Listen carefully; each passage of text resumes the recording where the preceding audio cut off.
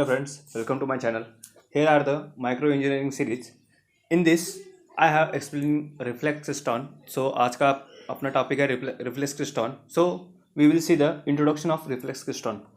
In the case of reflex crystal, one cavity is present. In this cavity, the oscillations are maintained.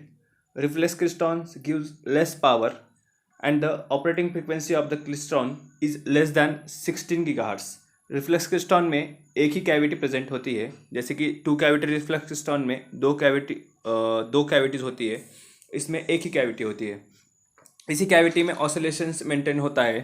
Reflex क्रिस्टॉन less power produce करता है. इसकी operating frequency भी कम होती है, जो कि लेस देन 16 गीगाहर्ट्ज़ की होती है. देखते हैं रिफ्लेक्स क्रिस्टॉन वर्क कैसे करता है. Principle of operation of reflex klystron. The number of electrons are emitted by the cathode. A negative voltage is given to the anode, so the anode will repel the electron. These repelled electrons gets retarded. They gives their energy to the cavity gap. So the cavity gap maintains the sustained oscillations. The energy stored in the cavity gap comes out from the output part. इसमें जो cathode होता है वो number of electrons emit करता है, और जो anode होता है उसको नेगेटिव वोल्टेज के साथ कनेक्ट किया जाता है. एनोड को नेगेटिव वोल्टेज प्रोवाइड करने से कैथोड में जो इलेक्ट्रॉन्स इमिट हुए होते हैं उनको रिपील करता है. रिपील होने के बाद इलेक्ट्रॉन्स रिटार्डेड मतलब कि स्लो हो जाते हैं, यानी कि उनकी स्पीड जो है वो कम हो जाती है, और वो इलेक्ट्रॉन्स कैविटी गैप में इंटर होते हैं. इंटर होने के बाद इलेक्ट्रॉन्स कैविटी गैप को एनर्जी देते हैं. जो रिपील इलेक्ट्रॉन्स होते हैं वो कैविटी गैप को क्या करते हैं, एनर्जी देते हैं. एनर्जी मिलने के बाद कैविटी गैप ऑसिलेशंस मेंटेन करता है, और जो एनर्जी कैविटी गैप में स्टोर होती है वो आउटपुट पार्ट से बाहर आती है. जो रिफ्लेक्स क्रिस्टॉन इस प्रिंसिपल पे काम करता है. देखते हैं इसका कंस्ट्रक्शन, यानी कि जो डायग्राम है उसका देखते हैं हम डायग्राम कैसी है. इसमें एक ग्लास ट्यूब होती है जो कि दिखाई दे रही है आपको वीडियो में.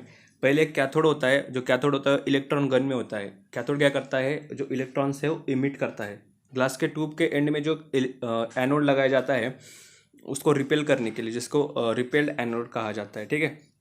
बीच में जो दिखाई दे रही वो कैविटी होती है, वो आउटपुट लेने के लिए जो कनेक्टेड होती है पॉजिटिव और नेगेटिव वोल्टेज को. ठीक है. यही है इसका डायग्राम.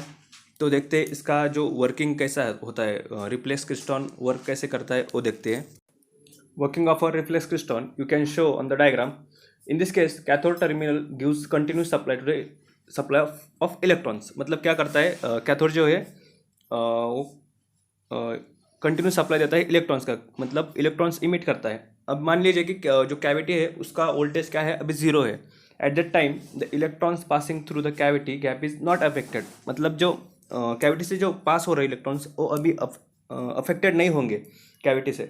मतलब कि कैविटी गैप में जो एनर्जी स्टोर होगी इस टाइम पे इस इलेक्ट्रॉन्स को क्या कहेंगे हम, रेफरेंस इलेक्ट्रॉन्स कहेंगे. ठीक है. जो कि कैविटी से अभी पास हो रहे हो. The reference electrons travels to the anode terminal.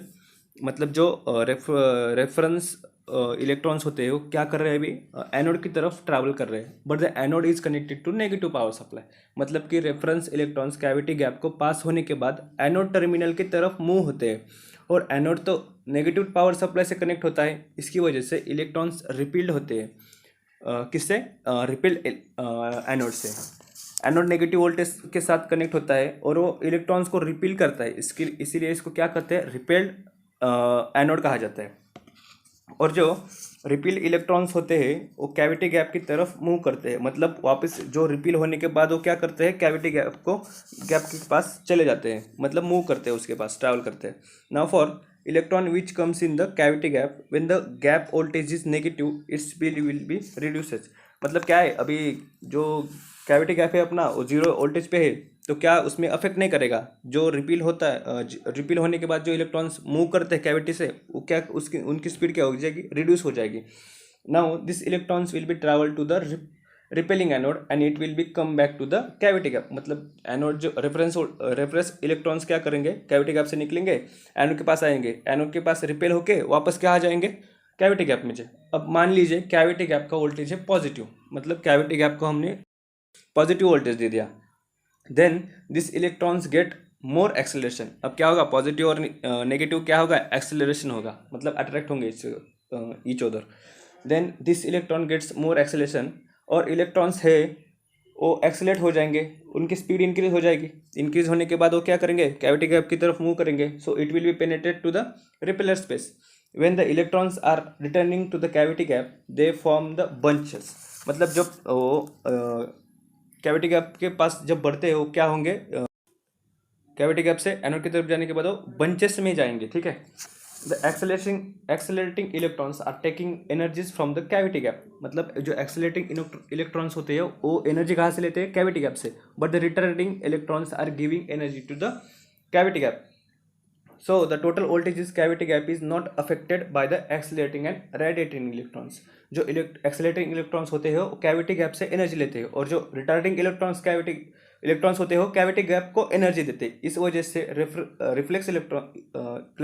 Reflex क्रिस्टॉन में ऑसिलेशंस मेंटेन होता है। So I have discussed about reflex crystal in this video. I hope you getting this reflex crystal. If you like the video, please subscribe the channel and do comment for any query.